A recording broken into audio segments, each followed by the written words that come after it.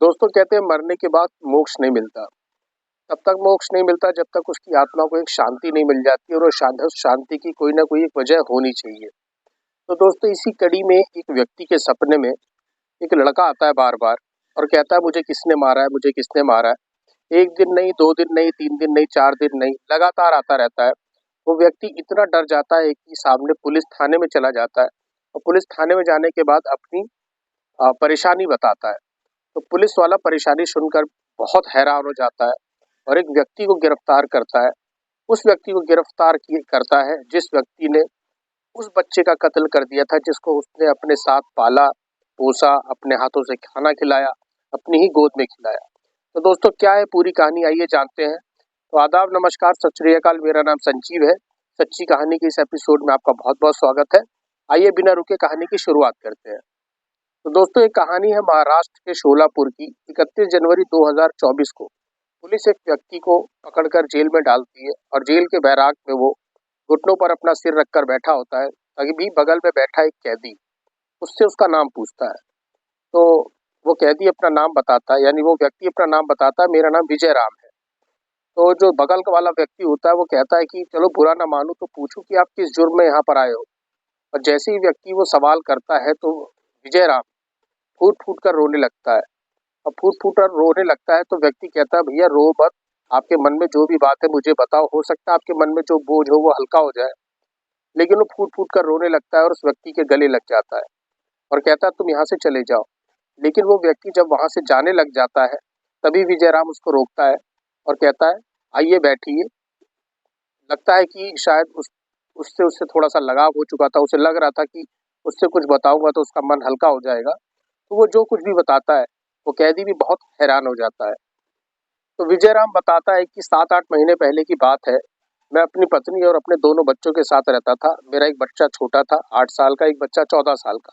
14 साल का बच्चा स्कूल में पढ़ता था। तो एक दिन मैंने देखा मेरा बच्चा अपने कमरे में पढ़ रहा है और पढ़ने के दौरान उसके कमरे से एक पुरुष या महिला जैसे आपस में चीख-चिल्लाहट की आवाज़ आ रही थी। तो कमरा बंद था। मैंने अपने बच्चे से पूछा कि बेटा अंदर एक पुरुष और महिला की आवाज़ आ रही है, क्या बात है? तो बच्चे ने कहा पापा ऐसी कोई बात नहीं है, मैं मोबाइल में देख के स्टडी कर रहा हूँ। तो बात आई की गई हो गई। अब ऐसे ही 2-3 दिन और बीते। 2-3 दिन और जब बीते तो मैंने फिर देखा उसके कमरे से पुरुष और एक महिला की आवाज़ आ रही थी। अब उस और ये रात के 11 बजे का टाइम था। अब जैसे ही मैं अपने बच्चे के कमरे की तरफ गया तो देखा दरवाज़ा हल्का-सा खुला पड़ा था।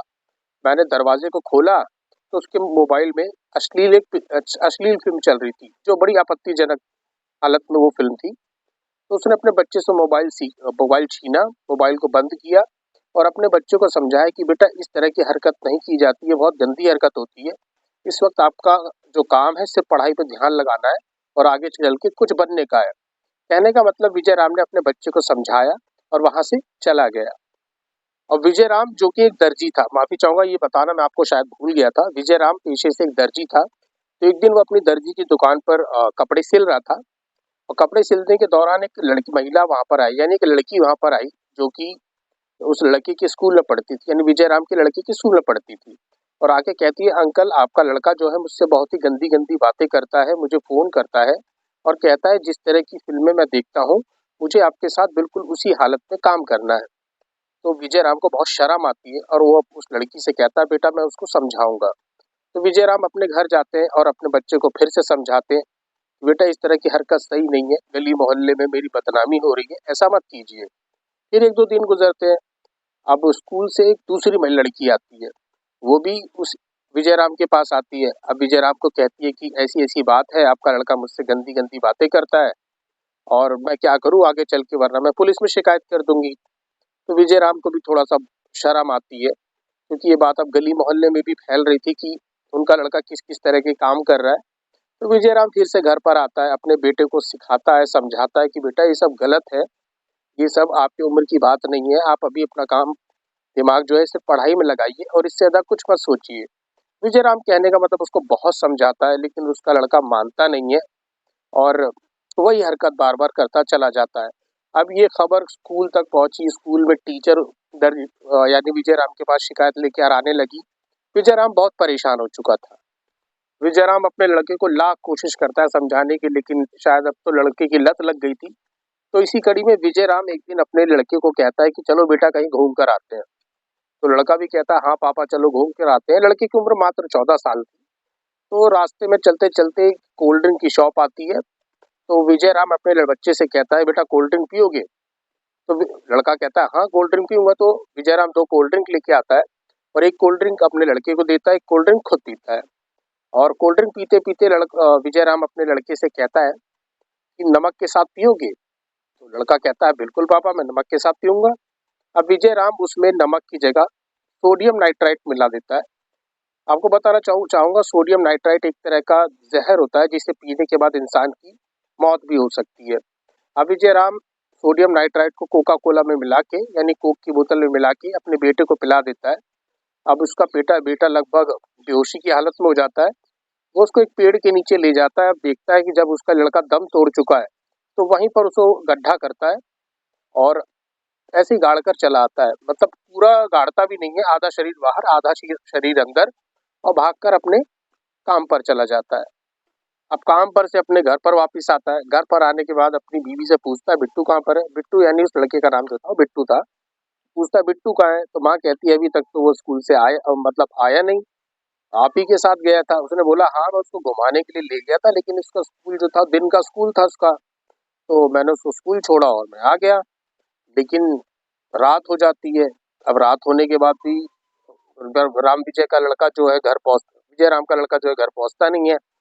अब करते करते पूरी रात बीत जाती है। अब सुबह आस पड़ोस के घर में पूछताछ की जाती है कि भैया बिट्टू है कहाँ पर, लेकिन किसी को बिट्टू का पता नहीं। अब डर के मारा जो माँ बाप होते हैं यानी विजय राम और उनकी पत्नी जाके पुलिस थाने में शिकायत करती हैं। अब शिकायत करने के बाद पुलिस अ, अब उनकी कंप्लेन लेती है और बिट्टू की तलाश में जुट जाती है। अब पुलिस की तलाश आप जानते हैं, जैसे तलाश वो अपना काम शुरू करती है सबसे पहले घर वालों से पूछताछ करती है। तो पहले विजय राम से पूछताछ होती है, फिर उसकी मम्मी से पूछताछ होती है, फिर आसपास के इलाके में पूछताछ होती है, लेकिन कोई पता लगता नहीं है। इसी तरह 1-2 दिन बीत जाते हैं और 1-2 दिन बीतने के बाद जहाँ पर विजय राम ने अपने लड़के को दफनाया था, वहाँ पर से बहुत बुरी तरह स्मेल आने लग जाती है। तो आसपास के इलाके वाले कहते हैं यहाँ बहुत स्मेल आ रही है। तो स्मेल आने के बाद पुलिस वहाँ जाती है और एक बॉडी बरामद करती है और शिनाख्त के लिए विजय राम को और उसकी पत्नी को बुलाया जाता है। अब बुलाने के बाद वो अपने लड़के की का चेहरा पहचान जाते हैं और फूट फूट कर रोने लग जाते हैं। अब पुलिस गुमशुदगी की रिपोर्ट को मर्डर की रिपोर्ट में दर्ज करती है और कातिल की तलाश में जुट जाती है। अब कातिल की तलाश जुटते होते होते 1-2 दिन बीत जाते हैं, लेकिन कोई गवाह मिलता नहीं, यानी कोई क्लू मिलता नहीं। इसी बीच जो विजय राम था अपने घर पर जाता है, विजय राम की पत्नी अपने घर पर जाती है और रात को जब सो रहे होते हैं तो विजय राम जो रात को 1 बजे डेढ़ डेढ़ या 2 बजे चीख चिल्लाता है और उठता है और उसकी बीवी स्त्री पूछती है कि क्यों चिल्ला रहे हो? तो कहता है मुझे बस अपने बच्चे की याद आ रही थी। अब अगली रात भी ऐसा होता है, चीखता है, चिल्लाता है, उठता है और उसकी बीवी कहती है क्यों? तो बस बहाना मार देता है, मुझे मेरे बच्चे की याद आ रही थी। असलियत में हुआ क्या था, जो विजय राम की जुबानी है, विजय राम ने ये बयान दिया कि मेरे सपने में मेरा बच्चा आता था और मेरा बच्चा आने के बाद मुझसे कहता था कि पापा मैंने इतनी बड़ी ऐसी कौन सी गलती कर दी कि मैं आपकी गोद में खेला और आपने ही मुझे मार दिया। कोई और होता तो चलो कम से कम कोई बात बनती, आप तो मेरे पिता थे, आपने मेरे साथ ऐसा क्यों किया? अब विजय राम को सपने में सुनाई देता और वो डर के मारा उठ जाता। ऐसा 3-4 बार जब लगातार हुआ, विजय राम बहुत परेशान हो गया, उसे नींद आना बंद हो गई। तो उसने ये बात अपनी पत्नी से कही। उसकी पत्नी उस पर बहुत नाराज हुई, चीखी चिल्लाई और बोला चलो थाने। अब विजय राम चुपचाप थाने चला गया और दरोगा जी के सामने अपनी आप बीती बताई और अपना आत्मसमर्पण कर दिया कि हाँ मैंने ही अपने बच्चे को मारा है। अब पुलिस विजय राम को पकड़ के वही जेल में डाल देती है और जेल में डालने के बाद वो अपने घुटनों के बल बैठता है और एक कैदी से अपनी दास्तां बताता है, जो दास्तां मैंने आपसे बताई। दोस्तों जो विजय राम ने किया, मुझे लगता है कहीं न कहीं ये गलत था, लेकिन ये तरीका बहुत गलत था। दोस्तों अगर आपका बच्चा इस तरह की कोई हरकत करता है तो आप उसको काउंसलिंग दीजिए, आप उसको एजुकेशन दीजिए। एजुकेशन देने के बाद समझाइए क्या चीज़ें गलत हैं, क्या चीज़ें सही हैं। क्योंकि आज की डेट में हर सब्जेक्ट पे पढ़ाई की जाती है। बायोलॉजी नाम का एक सब्जेक्ट है, जिस पे आपको ये सब चीज़ें पढ़ाई जाती हैं। आपको चीज़ें पढ़ना गलत नहीं है, लेकिन चीज़ों को आपत्तिजनक हालत में देखना बहुत गलत है। तो अपने बच्चों को जागरूक करिए, अपने बच्चों से बिल्कुल माँ-बाप की तरह पेश आने की जगह अपने बच्चों के साथ थोड़ा एक दोस्त बनिए, उसका साथी बनिए, ताकि वो भी आपसे हर बातें शेयर कर सके और उसके मन में क्या अच्छा, क्या बुरा चल रहा है, वो आपसे बता सके। दोस्तों, इस कहानी के माध्यम से हम किसी विशेष व्यक्ति को या किसी समुदाय को ठेस नहीं पहुँचाना चाहते, बस हम चाहते हैं आप लोग सतर्क रहें और जागरूक रहें। तो दोस्तों, ये थी छोटी-सी कहानी। इसी तरह की कहानियाँ मैं आपके लिए लेकर आता रहता हूँ। दोस्तों, अगर ये कहानी आपको पसंद आई हो तो चैनल को लाइक करिएगा, सब्सक्राइब ज़रूर कर दीजिएगा। तब तक के लिए मुझे संजीव को इस कहानी के एपिसोड से विदा दीजिएगा। नमस्कार।